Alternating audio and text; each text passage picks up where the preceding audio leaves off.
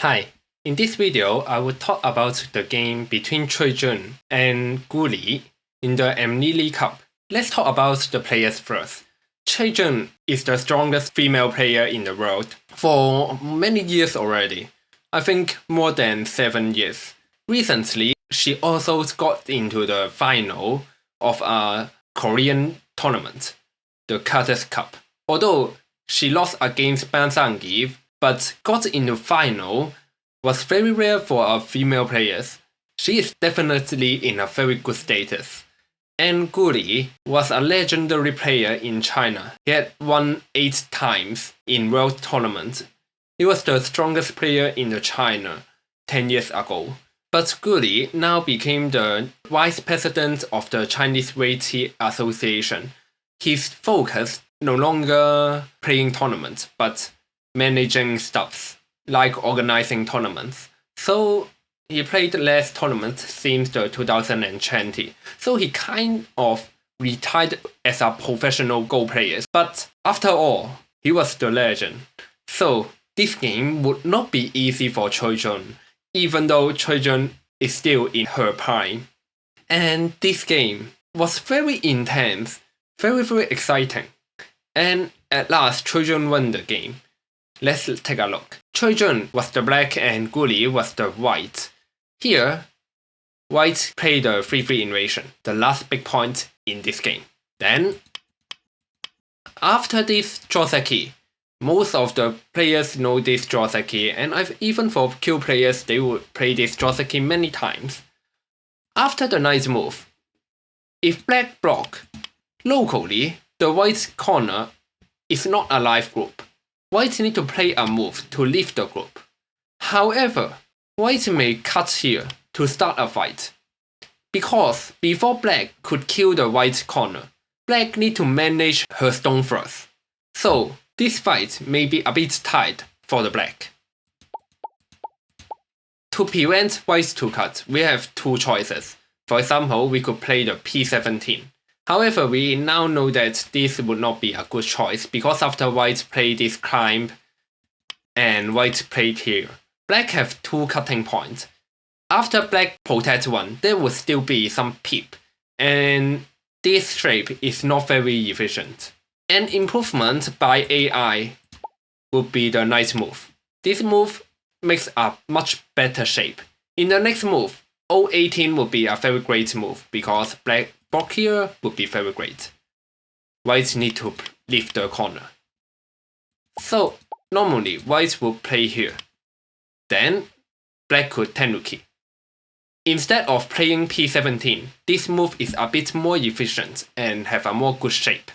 Here, Choi Jeong chose to play this extension. She is saying that if white protects the defense here, then black could block here. In the future, black may continue to block here and black may not play one more move to secure the cut at O16. So this move is trying to get higher efficiency by threatening the group of white on the edge. Here, of course, white would not play one move to protect the defense. White played the push and cut. Then, black invaded the group. After the 3-3 invasion, they started a very intense fight. Here, white block, black played this, and then white played this extension. This is a nice move, because black could not block. If black block, then white could play the hane and cut. If black play this jump, this move looks very strong, because if white play here and play the block, then black could play the cut and capture the 3 white stones. White will lose this capturing race as white only have 3 liberties, black has 4 liberties. But after white cut, black played this jump, white could simply block here. When black played this move, white could play here. This is a Tetsuji. And black could capture, white could play here. This become a call. But this call is too costly for the black, and there is no any effective call threat for the black. This result is not acceptable for the black. So black could only play here. After the white band, seems black get nothing. But no, actually black get something. Black get the knight move. This knight move dividing the 3 white stones with these 4 white stones. And then these 4 white stones still do not have a root. And now, it looks like the black is very successful because it destroyed the roots of the white and also get some territories by dividing the 3 white stones. Yet, white is continue to play the counter attack. White play the extension and play this move attach. Now the white controlling the R12 and this group do not have enough eye shape, so the white is attacking the black group here. The black played the clam, but black again find a way to manage it.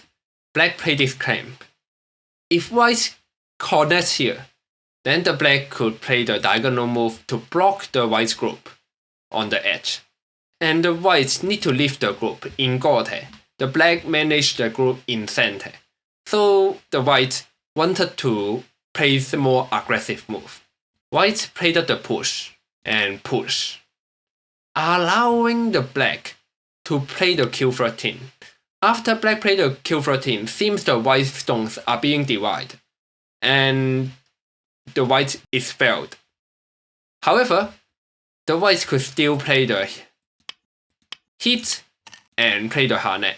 The white still could connect back, and even though black captured 1 stone, this group still do not have 2 eyes.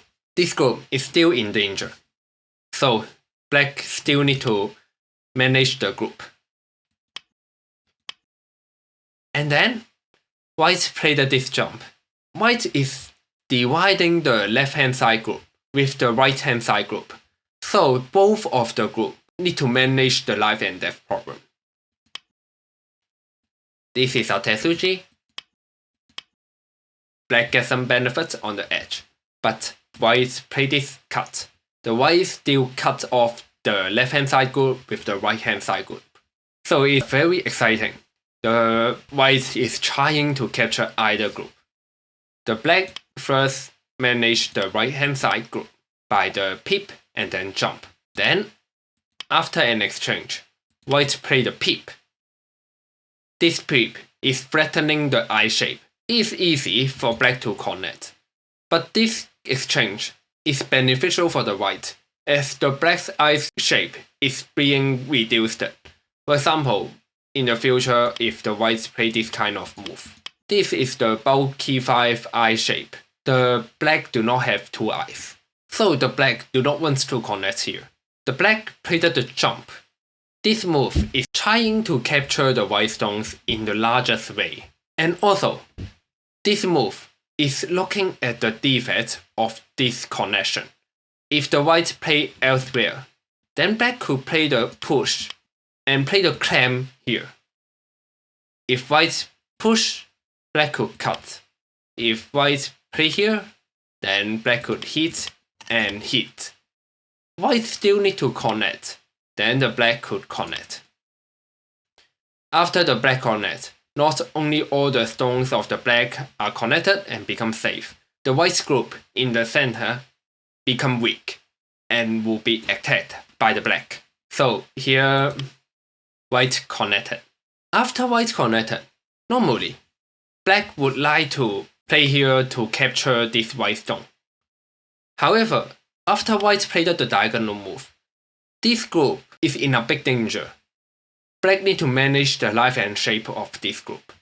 So, this will become very risky for the black. Black decided to play the squeeze here.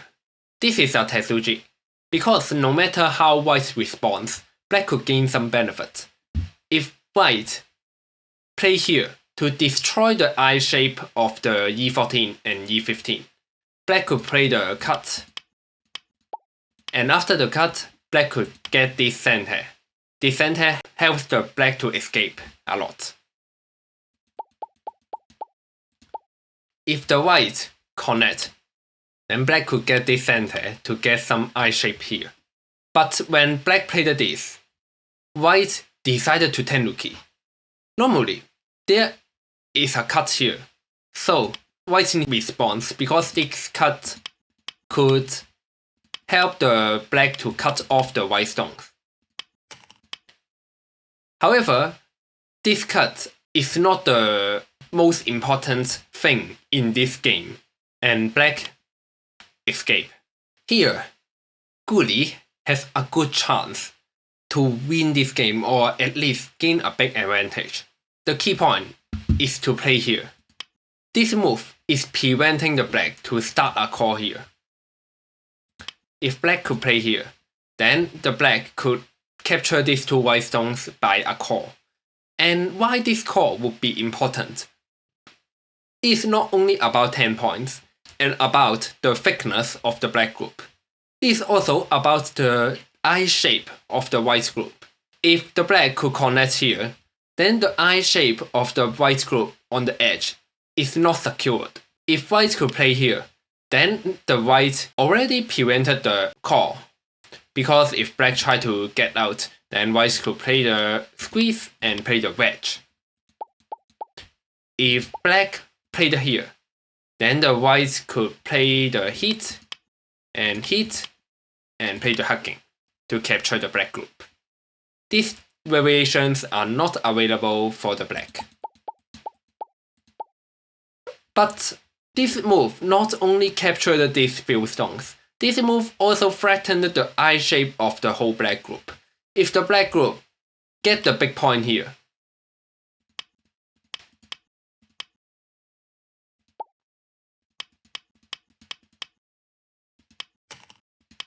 then the white could play the hane to attack the whole black group. This would be a very difficult game for the black. As a result, if white played this move, white could get a big advantage. However, after this cut, Guli did not realize the importance of playing n13. White played back the big point at c17. This move is very logical because after white connected, this black group still needs to manage the life and death. However, Choi Jeong has very good sense. Black did not play very passively to leave the group by this kind of move, but to start the call. After black started the call, as I mentioned, the life and death of these few stones is a concern for the white, so this call would not be easy for the white too. Then they started the call fight.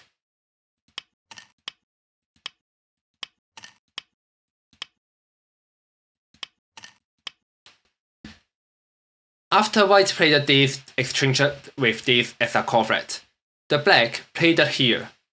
This move seems not an effective call threat because white could play here, and black could only play here. Seems that these two moves did not gain very much. However, white also only gained a few points. The value of this call is because the black group would still be thin if white win the call. But if black could play this hane and play this hit, all the black group is connected.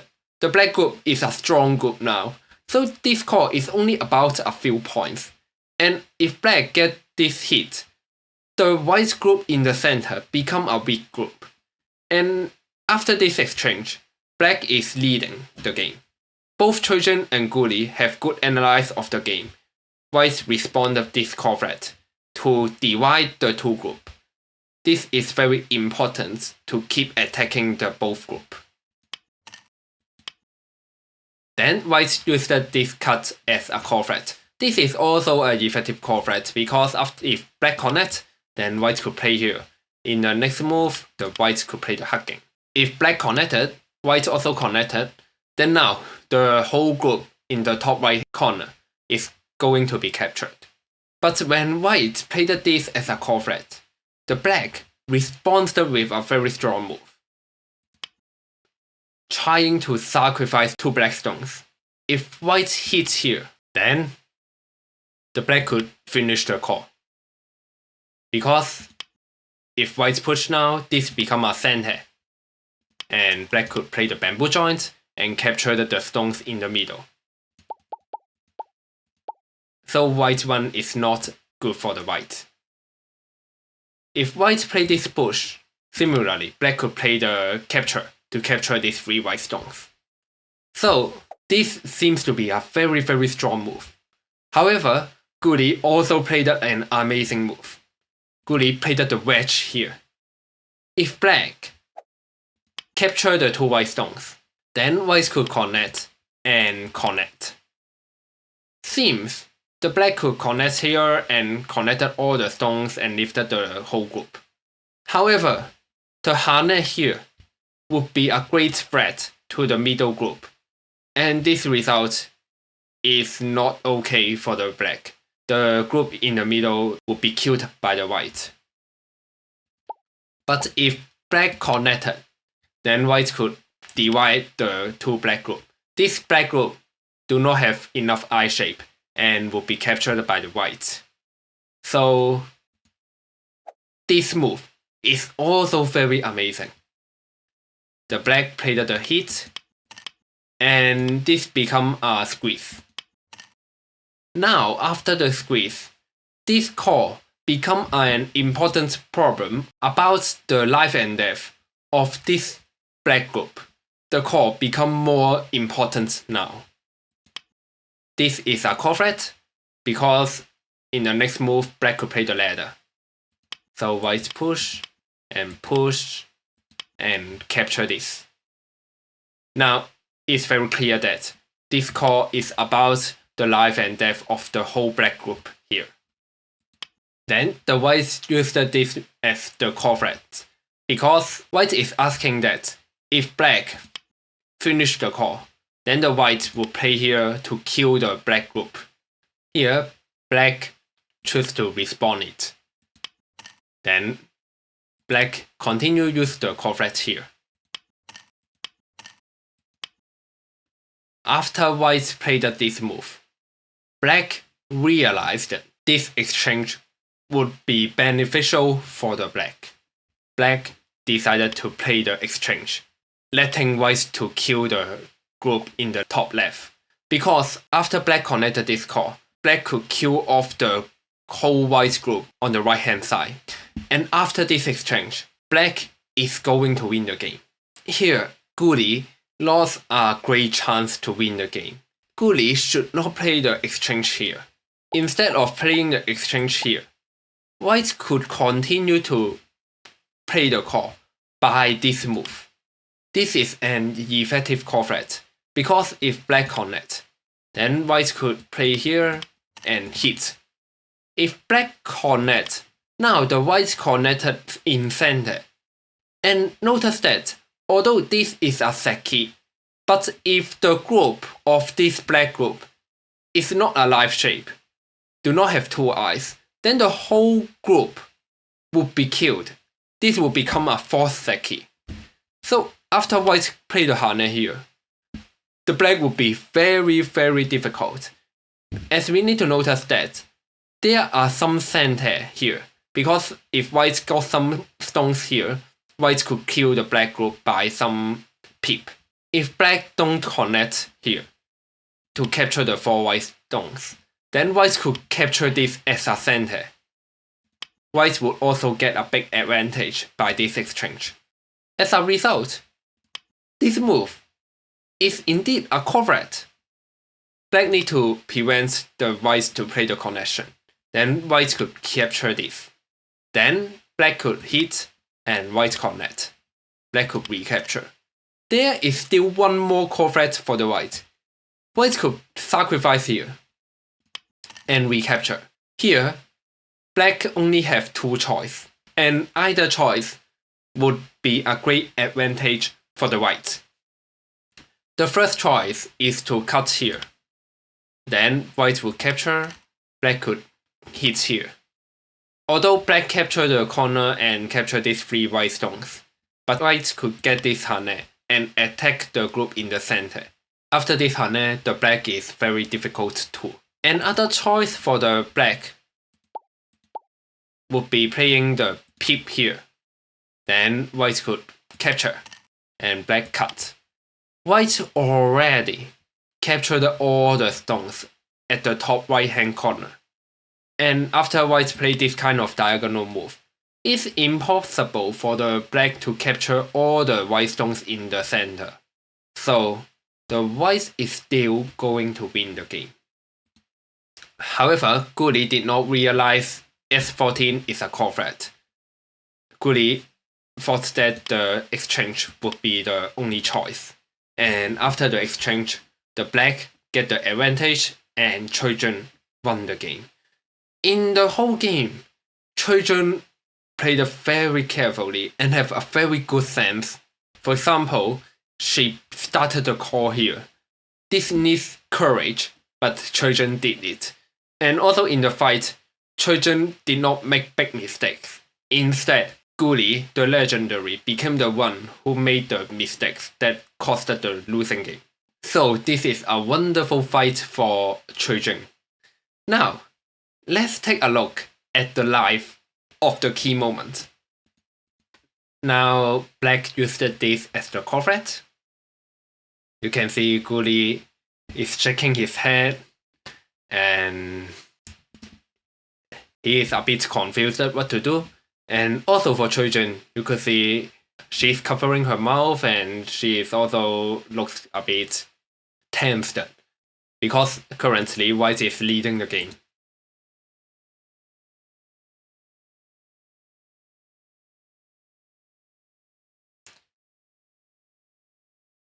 Of course, white would capture this and black played at the capture the core.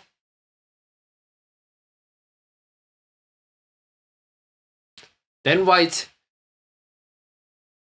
you can see when he first played the move, he took it back because he's still thinking, is it correct to play the exchange? But after all, Guli make this decision in a short period of time because there is a very long timed game. They played it for 4 hours already, and Guli played this core threat. That's the losing move at this start point. Only used about 20 seconds and he played this move. If we have the AI, we see that the win rate decreased a lot. But for Guli, he thought that this is the only way. The exchange would be the only way. And let's look at Choi Jeong.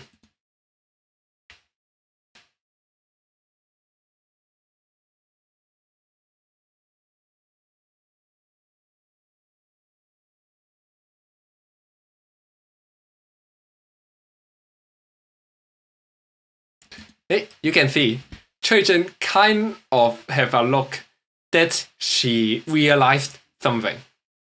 And let's look at the next clip. Now, after white played this core threat, Choi Jeong fought for about 2 minutes. More than 2 minutes. She fought very, very carefully.